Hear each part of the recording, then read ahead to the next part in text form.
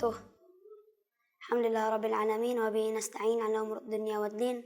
Wassalatu wassalam ala asrafil anbiya'i wal mursalin sayyidina Muhammadin wa ala alihi wa sahbihi wasallam wa ala alihi wa sahbihi ajma'in. Amma ba'd. Puji syukur atas kehadiran Allah yang telah memberikan kita beribu-ribu nikmat. Salah satunya nikmat memberikan kita nikmat panjang umur, sehat wal afiat. Ikhwan rahimakumullah, betapa butuhnya kita cinta kepada Allah Subhanahu wa taala. Dan saya meyakini bahwasanya barang siapa yang mencintai Allah Subhanahu wa taala, maka pastinya dia juga mencintai utusannya yaitu Rasulullah sallallahu alaihi wasallam, baginda Nabi Muhammad sallallahu alaihi wasallam. Kenapa saya mengatakan seperti itu? Karena Nabi Muhammad ialah Habibullah, kekasihnya Allah Subhanahu wa taala. Saya mempunyai satu cerita yang insya Allah membuat kita mencintai baginda besar Nabi Muhammad sallallahu alaihi wasallam. Ada satu ulama yang bernama Syekh Muhammad Hariri. Beliau ialah seorang yang sangat mencintai Nabi Muhammad sallallahu alaihi wasallam. Saking cintanya beliau kepada Nabi Muhammad sallallahu alaihi wasallam, jantungnya beliau dititipkan kepada Nabi Muhammad sallallahu alaihi wasallam. Pada suatu hari beliau sedang mengecek kesehatannya ke dokter. Lalu saat di dokter, beliau ditanya oleh dokter, "Kau ingin mengecek kesehatan apa?" "Aku sedang sesak nafas, ingin mengecek kesehatan dadaku."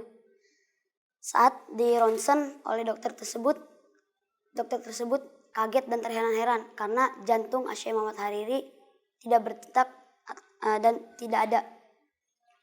Lalu saat itu dokter tersebut menanyakan kepada Syekh Muhammad Hariri,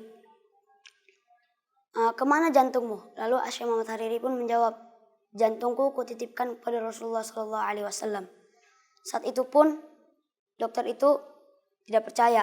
Jadi ikhwani rahimakumullah, Syekh Muhammad Hariri ini ialah seorang yang tinggal di Madinah, yang setiap malamnya beliau bertemu dengan baginda Nabi besar Muhammad sallallahu alaihi wasallam. Saat itu beliau dipanggil oleh gurunya, yaitu Al-Habib Muhammad Al-Haddar, ke Tarim Hadramut.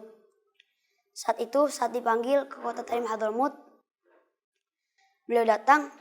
Beberapa hari kemudian beliau merasa aneh karena beliau tidak pernah bermimpi dengan baginda Nabi Muhammad sallallahu alaihi wasallam. Saat Syekh Muhammad Hariri pun merasa dia telah melakukan kesalahan atau telah melakukan dosa-dosa atau hal-hal yang tidak disukai oleh Allah SWT. Dan malam itu pun Syekh Muhammad Hariri pun muhasabah dan meminta ampunan kepada Allah SWT. Karena merasanya kesalahan Syekh Muhammad Hariri, beliau merasa bersalah. Lalu Allah SWT pun mempertemukan lagi Syekh Muhammad Hariri dengan Rasulullah SAW. Saat itu Syekh Muhammad Hariri pun dalam mimpinya bertemu dengan Nabi Muhammad. Saat itu Syekh Muhammad Hariri pun kaget karena sudah lama tidak bertemu dengan Nabi Muhammad, tiba-tiba bertemu lagi dengan Nabi Muhammad. Lalu datanglah Rasulullah di hadapannya. Lalu Syekh Muhammad Hariri pun berkata, "Wahai Rasulullah, kemana engkau? Aku sudah lama tidak melihatmu. Aku kangen denganmu." Lalu Rasulullah SAW menjawab, Kau tidak perlu memandangku setiap saat. Kau hanya perlu memandang Umar." Maksudnya Al-Habib Umar bin Hafid. Lalu setelah itu beliau bangun dari mimpinya. Beliau langsung melaksanakan tugas yang disuruh oleh baginda Nabi besar Muhammad SAW. Saat itu beliau langsung menemui Al-Habib Umar bin Hafid. Detik itu pun beliau memandang Al-Habib Umar bin Hafid. Betul saja, saat detik itu pun Syekh Muhammad Hariri pun menangis tidak berhenti. Kenapa ikhwani rahimakumullah? Karena muka Al-Habib Umar bin Hafid penuh dengan nur, cahaya baginda besar Nabi Muhammad sallallahu alaihi wasallam. Lanjut ke cerita dokter yang tadi. Dokter tadi pun tidak percaya dengan perkataan Syekh Muhammad Hariri yang jantungnya beliau dititipkan kepada Rasulullah SAW. Lalu dokter tersebut pun menanyakan lagi kepada Syekh Muhammad Hariri, "Wahai Tuan, emang siapa itu Rasulullah?"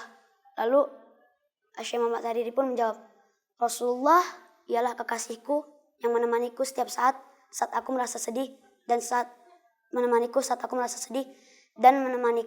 merasa kesepian." Jadi ikhwani rahimakumullah, jadi inti dari cerita ini adalah betapa butuhnya kita cinta kepada Nabi Muhammad SAW. Tanamkan rasa cinta kita kepada Nabi Muhammad SAW dalam hati kita. Ajarkan anak-anak kita, ajarkan sahabat-sahabat kita, teman-teman kita, saudara-saudara kita untuk mencintai dan menanamkan rasa cinta dalam hati mereka kepada Nabi Muhammad SAW.